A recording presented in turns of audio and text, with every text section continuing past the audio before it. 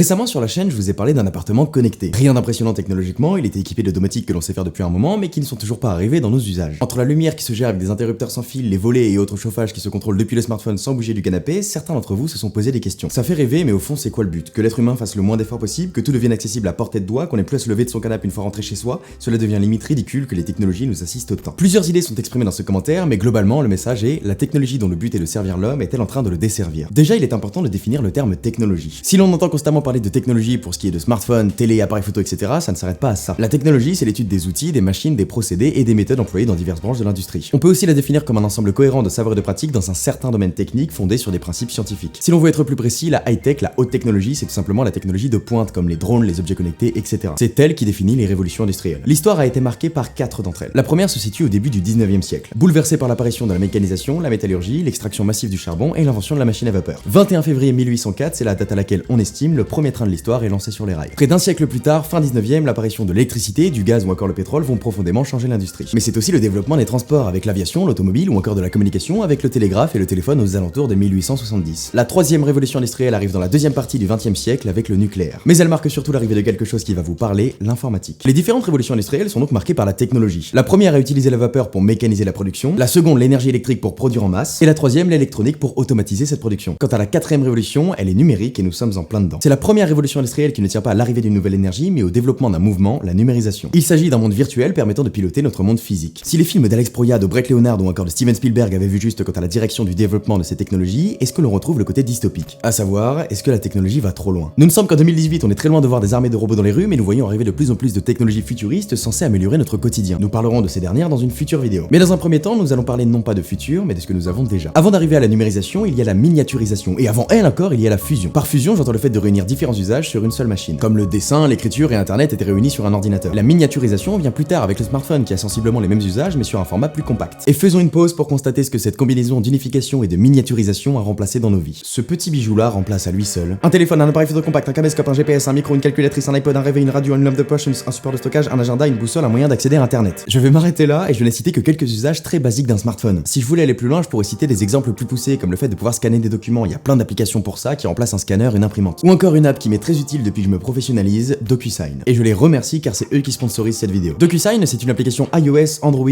et Windows Phone, si besoin, qui vous permet de signer des documents, des contrats directement depuis votre smartphone et de les renvoyer aussitôt. Ça facilite la vie, vous avez une signature électronique unique, d'un simple appui vous l'appliquez et vous renvoyez le document dans la foulée. Et cette signature a une valeur légale, juridique. Non seulement c'est plus rapide, mais c'est aussi bien moins prise de tête et ça évite de salir les mains à changer les cartouches d'encre de l'imprimante et de gaspiller du papier, puis à scanner le document signé pour le renvoyer par mail. Vous n'y avez peut-être pas prêté attention car la limite est très fine, mais nous sommes passés à l'étape de la numérisation. Et cette numérisation est partout. Combien d'entre vous achètent encore leurs jeux vidéo, albums, DVD dans un magasin, en physique? Combien d'entre vous ont un annuaire chez eux? S'il y en a, vous allez être triste car il pourrait très bien ne plus être fabriqué dès l'année prochaine. Pour rester dans le papier, combien d'entre vous envoient des lettres? À part pour vous inscrire à une école ou envoyer des documents importants en vous posant à chaque fois la même question existentielle, pourquoi on peut pas le faire par mail? Putain, je pourrais citer des centaines d'autres exemples, mais je pense que vous avez saisi l'idée. Tous ces usages, depuis qu'ils ont été numérisés, nécessitent moins de temps, de complications, de matériel, mais aussi parfois moins de moyens. Mais je suis au regret de vous dire que depuis le début de cette vidéo, je vous ai menti.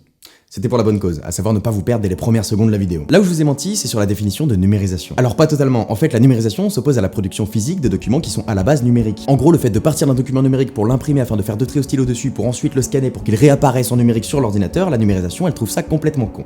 Et elle a raison. La numérisation c'est donc ce qui caractérise le mieux DocuSign. En réalité, la quatrième révolution industrielle ce n'est pas la numérisation mais la dématérialisation. Ça sonne à peu près pareil, mais c'est pas tout à fait la même chose. La dématérialisation c'est le fait de priver quelque chose de ses propriétés physiques. Signer un contrat et le renvoyer dans la foulée sans l'imprimer, c'est de la numérisation. Abandonner l'euro au profit d'une crypto-monnaie, c'est de la dématérialisation. Et vous avez pu voir, si vous me suivez depuis un moment, que je suis pour un développement massif de la dématérialisation. Je pense que l'évolution de la technologie se résume à la miniaturisation progressive jusqu'à l'absence de matière, ou l'illusion de l'absence de matière. Mais ce principe-là ne s'applique pas à tout. Si je pense qu'Instagram permet à tout le monde de poster ses photos aux yeux de tous et d'apprécier celles des autres, je ne serais pas pour autant insensible à une exposition de photographes dans un cadre privé avec les bonnes proportions, les bonnes couleurs, la bonne lumière, la bonne ambiance, le cadre, le papier. Vous consulterez certainement plus les photos affichées au mur de votre chambre qu'à celui de votre Facebook. Toute cette dématérialisation a alors donné naissance à un nouveau phénomène, souvent associé de la nostalgie, à du vintage, la rematérialisation. En passant des hipsters qui achètent des vinyles et ou un Polaroid à moi qui ai du mal à faire la différence entre une conversation amicale avec des potes sur une app de messagerie et l'écriture de cette vidéo. J'ai un prisme qui me permet de physiquement, avec un bouton, lancer de la musique, dire si oui ou non je n'aime pas cette chanson, modifier le volume à l'aide d'un toucher sur du matériel du dur et qui ne sert qu'à ça. Mais j'ai aussi une Google Home qui me permet à la fois avec la voix d'éteindre la lumière ou d'allumer ma télé. Ou encore une Kindle sur laquelle je lis quasiment l'ensemble de mes livres et qui pourtant rebute plein de gens rien qu'à la simple idée de ne pas toucher du papier mais un écran. Il vous faut trouver un équilibre sinon quoi vous deviendrez des déséquilibrés. Alors est-ce que le GPS affecte notre sens de l'orientation? Est-ce que l'iPod nous a mis dans une bulle qui nous coupe du monde? Est-ce que le jeu vidéo rend violent? Est-ce que la calculatrice nous empêche de savoir faire une simple multiplication? Est-ce que le fait de ne plus avoir à retenir des numéros détériore notre mémoire? Est-ce que la voiture a rendu les déplacements si simples que l'on ne sait plus marcher? Est-ce qu'Internet nous empêche de voir des vrais gens? La réponse est oui.